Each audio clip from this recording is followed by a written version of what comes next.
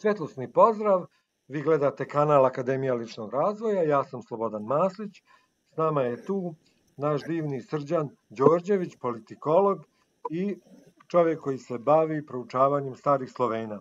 Ali mi ćemo da ga iskoristimo sad više za neke teme iz politikologije. Dobro nam došao i imat ćemo pitanja vezana malo i za naš jezik. Kako je nastao srpski jezik i zašto na slavistici u Njemačkoj uče da je bugarski najstariji jezik ili na slavistici u Poljskoj se proučava hrvatska književnost sa srpskim jezikom? Tako se zove odsjek ili smjer. Zdravo Slobodane. Vrlo dobro pitanje i u smislu samog jezika kao jedne pojave koja, naravno to će bolje odgovoriti neki lingvisti, ali ja nisam siguran da je jezik tek možda nastao tako nekako evolucionistski kako oni posmatraju zvanično. To je definitivno neka božanska stvar i što se tiče srpskog jezika, to je definitivno jedan veoma drevan jezik. Ovo je zanimljivo što uče da je bugarski kao jedan od najstarijih slovenskih na slavistici u Nemačkoj, ali tako? Da. Bugarski, mi znamo da Bugari čak nisu uopšte izvorno Sloveni, ali tako da su slovenizovali se ovde na Balkanu mešanjem sa Srbima, ali to nije baš skroz bez osnove što oni kažu. Mi znamo da recimo naša žena Branislava koja je izučavala sanskrit, Božinović mislim da se preziva, ona je dala tu izjavu izučavajući sanskrit da upravo jezik Srba, juga, jugoistoka Srbije, što ona kaže Torlačije, Šopluka, a to je dobar deo je kasnije bugarizovan, čuva taj stari srpski jezik koji ima puno zajedničkog sa sanskritom, koji je, ajde kažemo, najstariji pisani jezik, a da to ne znači da je tako zvučao taj neki stari jezik, ali je to neki trag. I eto, ona je to videla, tako da moguće da su Bugari možda, što su asimilovali te Srbe, pokupili ogroman fond tih reči koje su zaista drevne i koje vuku tako te... Da. Ja moram da ispričam jedne zime, ja odlučim malo da učim bugarski jezik i tako pasivno imam znanje, mogu da čitam i da pratim, malo nešto se dopisujem s nekim i onda kad im kažem hvala vam što ste sačuvali naš stari srpski jezik, oni se jako naljute. A nas skoro 90% razumiju, a razumijemo skoro i mi njih. Da, može se, da. Kad sam pomenuo taj stari srpski jezik, koliko je to logično, iako nas isto tako uče u istoriji da su Kirilo i Metodije, jer prošli u to vrijeme na konjima i opismenili Srbe, Čehe, ne znam nija koga sve nisu, a oni bili Grci, a imali smo u našoj vinčanskom pismu, imamo skoro 28-30 znakova, skoro 24 znaka, ja mislim da se poklapaju sa azbukom našom.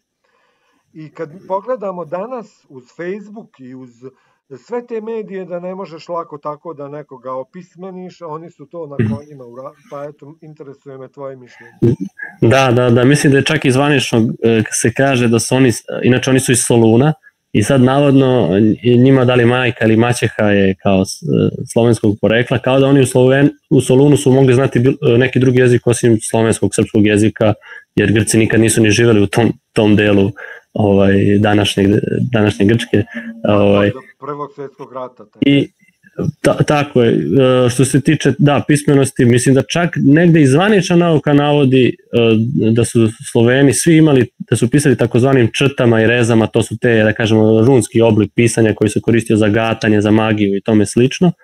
Postoji i taj oblik pisanja drugi, pa sam Strojimirov pečat na kojem jasno piše našom azbukom, govori da to nisu mogli uraditi Cirilo i Metodije, kad oni, tad jedan se nije rodio, a jedan je bio izuzetno mali u vreme Stojimirovog pečata. A kad se jednom dokaže laž, onda kako da verujemo čitavu priču koja se naslaže na to. Da, sad si me naveo na pitanje, zašto Beč toliko radi, eto, napravio je i albansku naciju i sve ove današnje, to je rezultat Beča, a to sve je počelo od 1878. od Berlinskog kongresa i dan danas to traje sve. Zašto to oni? Koji su im to ciljevi? Zašto im smetamo?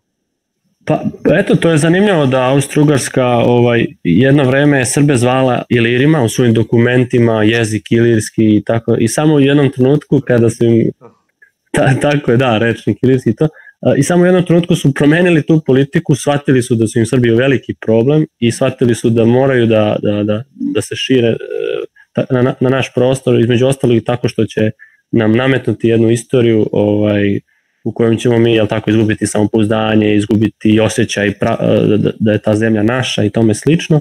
Tako da, eto, znaju, recimo ta bugarska doktor istorije Teodora Tolova koja je našla u njihovim arhivama kako je tekao taj proces stvaranja albanske nacije, da su oni se potrudili da ujedinje toliko različitih etničkih skupina, da im smisle jezik, da ih politički, da kažemo, pismene, da ih hošte ubede da ta nacija nastane. I inače prvi ti, da kažem, albanski nacionalisti uglavnom nisu bili muslimani, pošto su oni bili vezani za Osmansko carstvo i njima je ta ideja politička bila bliža, nego su prvi albanski nacionalisti bili uglavnom cincari ili ljudi koji su čak slovenskog porekla, ali vrlo često cincari.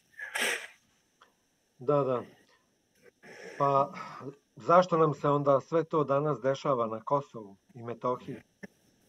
Pa Kosovo je isto identitetsko pitanje, iako je naravno i političko-teritorijalno, u smislu da neko žele da ti otme dobar deo teritorije i tako dalje, ali s obzirom da mi sad znamo tako da mi skoro nikakvu kontrolu nemamo na Kosovu i dalje se nešto traži od nas i dalje se vrši pritisak na nas, to znači da to više nije samo političko, jer naše vlasti su bile toliko servilne, toliko su ustupaka učinile na našu štetu, Briselskim sporazumom šta su sve učinili, predali sve institucije sa severa, tužilaštvo, policiju, znači bukvalno sve institucije su izgubili za ništa i opet se nešto traži.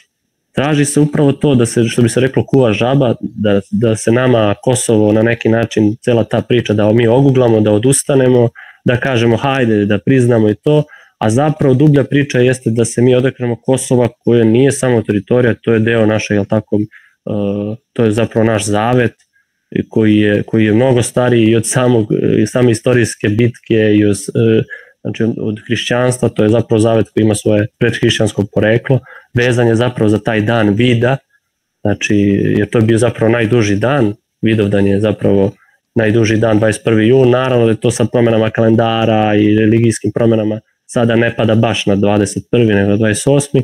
ali to je, ljudi su videli taj dan kao sudbonosni i kao deo te njihove te tradicije koje je postojala, jer posle najdužeg dana dolaze tako opadanje, dan traje sve kraće i kraće i to se simbolički spojilo u tom našem pogledu na svet, da je tako i Kosovska bitka, pošto je došla na Vidovdan, na neki način označila kraj našeg pre toga carstva, pa onda tih svih kneževina i srpskih država.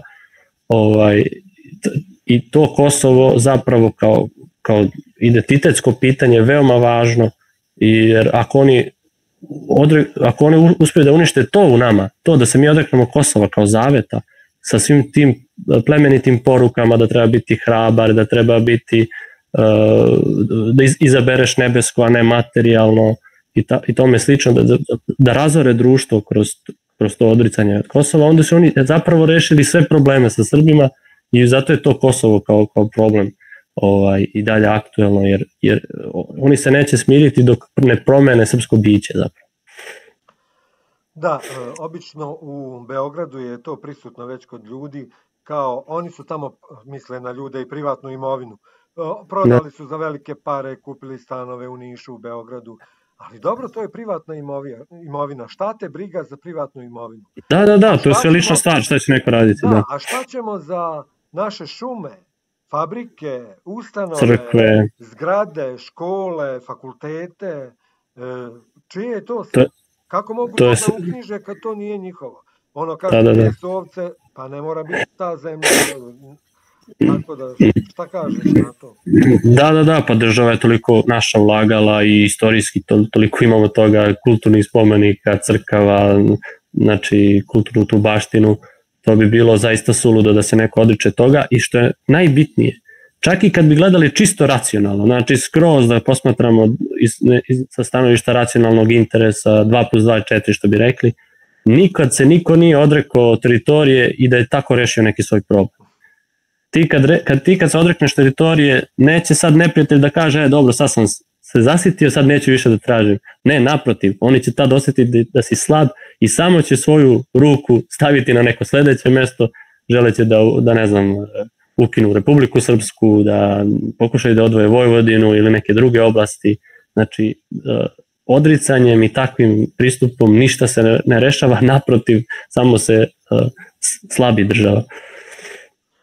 Da, evo sad, ovo sam dobio poruku od jedne monahinje, da je albanska zajednica opštine Podujevo proslavila 28. novembra veličanstveno osnivanje Albanske pravoslavne crkve na Kosovu. I sad, da ne čitam cijelu poruku, oni su prvi puta u istoriji Kosova, u zagradi Dardanije, održana je prva pravoslavna misa, kažu, znači liturgija na albanskom jeziku u opštinu Podujevo, selo Rakinica, u crkvi Svetog Mihajla.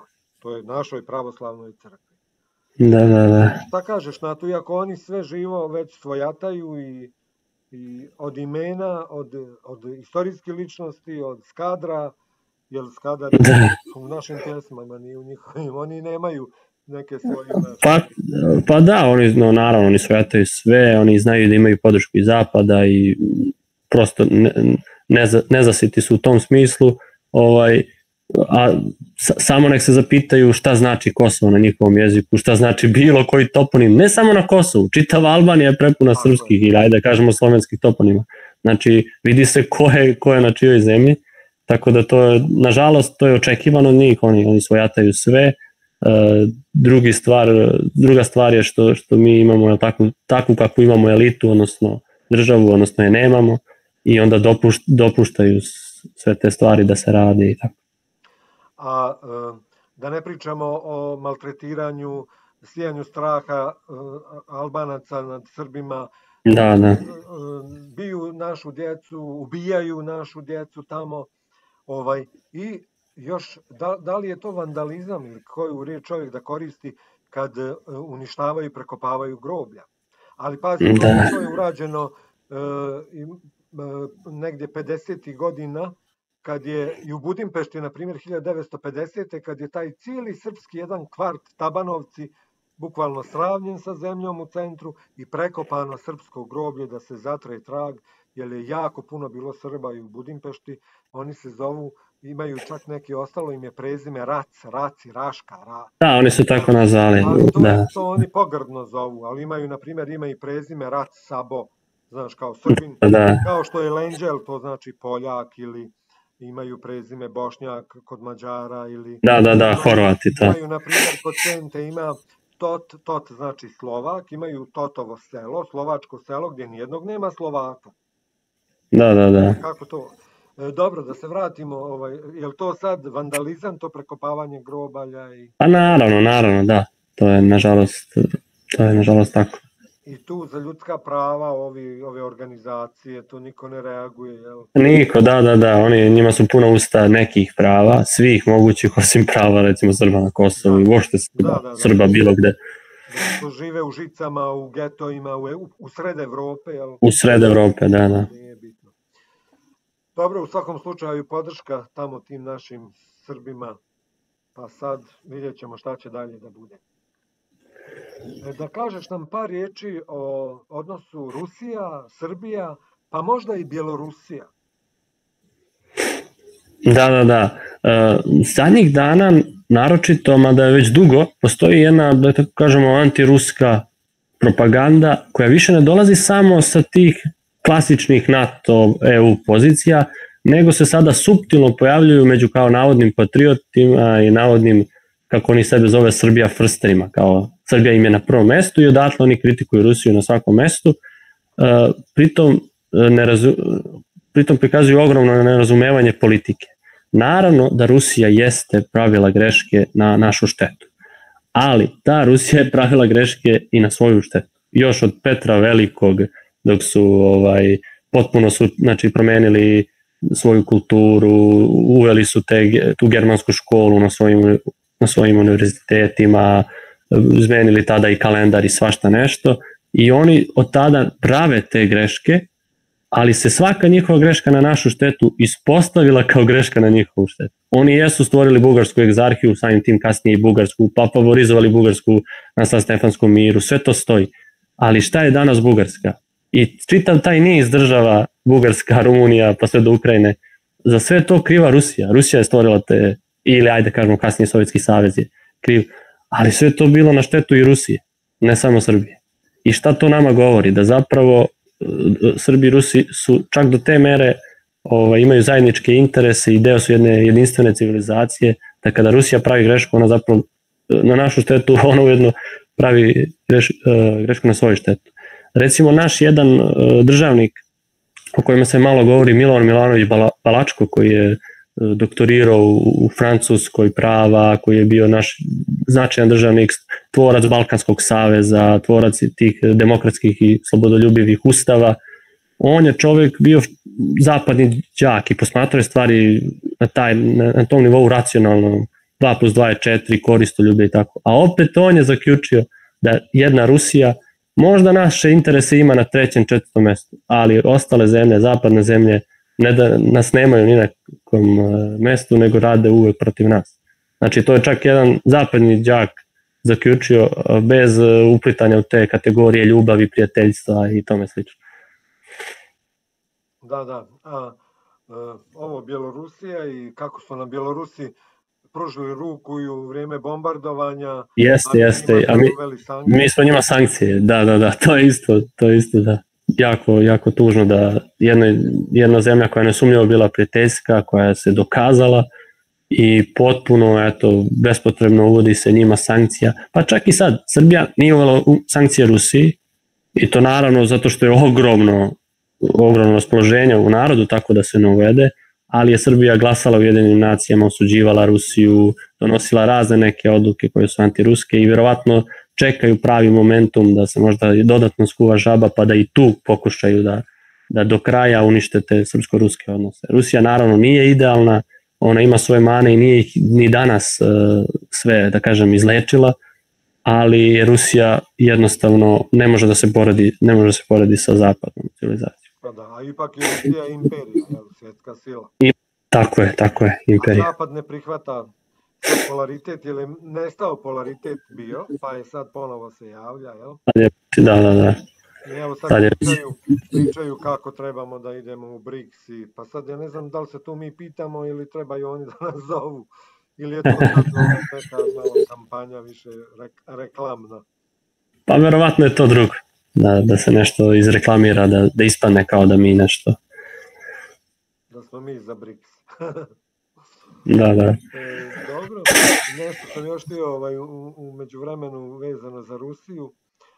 Da, i to sam saznao skoro da je i u ruskom već jeziku upotreba stranih riječi, tih engleskih, nažalost, kao i kod nas, što su po televizijama su edukacije, benefiti, agende. Da. Mogu sad da se sjetim, ja se trudim da to ne koristim, ali je to danas postalo normalno kad je na državnoj televiziji, onda već šta? Pa jeste, njihovo društvo nažalost jeste u velikoj meri pozapadnjačeno. Mi vidimo sad recimo koji naše naravno, mi vidimo sad recimo koji su došli ovde, oni su uglavnom dosta prozapadni, ali nažalost tako i u samoj Rusiji, pogotovo u tim velikim gradovima. Prosto to je jedan proces koji Rusija nije uspela da se dovoljno odbrani.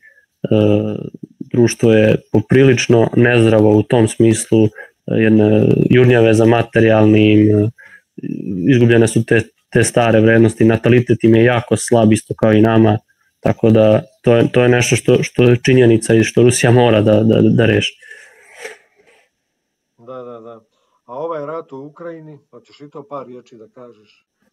Pa dobro, mada je već vjerojatno jasno iz svega što sam pričao i mislim da tu nema velike mudrosti. Danas je nevjerovatno da recimo kod tih pitanja, ne znam, Izrael, Palestina, Rusija, Ukrajina, da postoje ljudi koji su na strani naših neprijatelja i to pravdaju na različite načine, pokušavaju da, običan čovjek uopšte ne mora uopšte da se zanima ni politikom, nešto on intuitivno zna i to ne greši kada normalno staje na stranu Rusije, protiv Ukrajine, znamo da je Ukrajina produžena ruka NATO-a i da je isto tako recimo Izrael, Palestina, nemaš tako da ne znam simpatiše Palestinci ili da se vezuju s njima, ali valjda ti znaš ko je neprijatelj broj 1, ne Srbije, nego čitavog čovečanstva, Amerika i Izrael, znači vrlo je prosto i eto, danas vrlo vešto u navodne patriote pa se svrstavaju na tu zapadnu stranu ili čak glume, što je možda još i meni licemernije i odvratnije, glume neku neutralnost i kao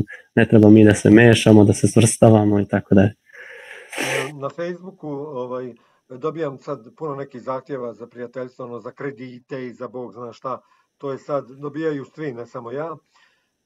I između ostalog par nekih oficira koji su kao oficiri u Jemenu, u ne znam gdje sve, američki. I oni su ubijeđeni da su oni tu da šire demokratiju i da donose mir.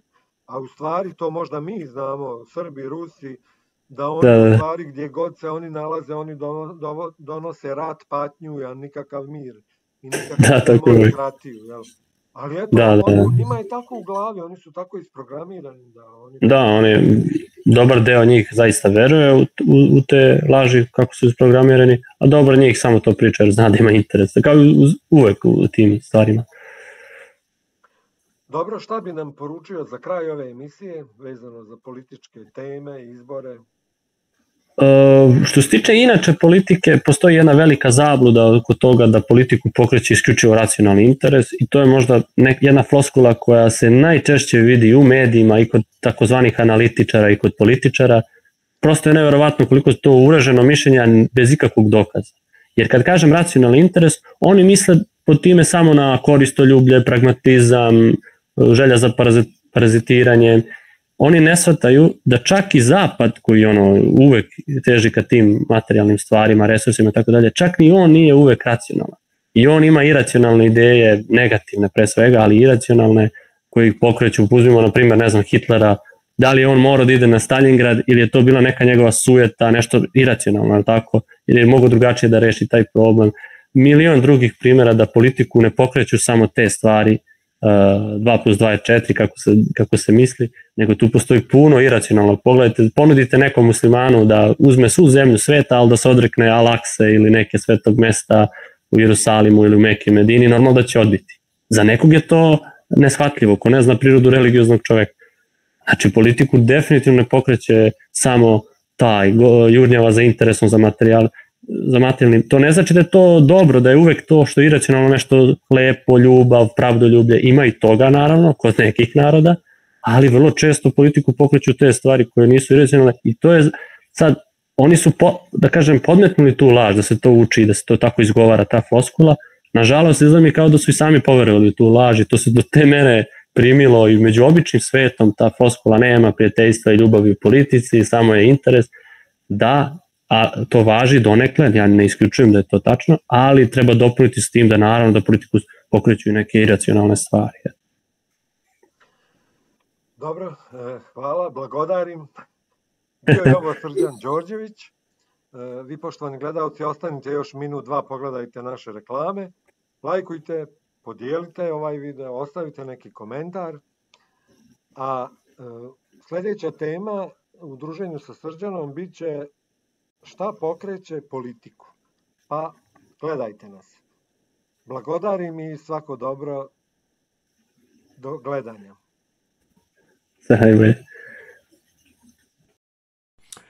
Svjetlosni pozdrav, dragi prijatelji. Pozivam vas na kurs ili tečaj bioholografskog iscjeljitelja. Taj fenomen bioholograma, da svaki dio tijela ima sve informacije o cijelom tijelu, pa to znate, najpopularnije je do sad na šakama i na stopalima imamo tu suđok terapiju, ali isto tako i na drugim dijelovima tijela postoji hologram, tako i na drugoj kosti doručja, u stvari ona je model čovjeka u malom. Ovaj kurs i tečaj je online i namijenjen je svima od 3 do 93 godine. Na kursu naučit ćete kako da dijagnostikujete sami sebi i drugima probleme sa glavom, ramenima, grudima, jetrom, vezano za trbušne organe, bubrezima, nogama, stopalima i tako dalje. Ova isceljujuća tehnika ne isključuje ljekara, iako je naše zdravlje, naša briga i naša sloboda i naša nezavisnost. Tako da pozivam vas da se družimo online, da naučite nešto korisno.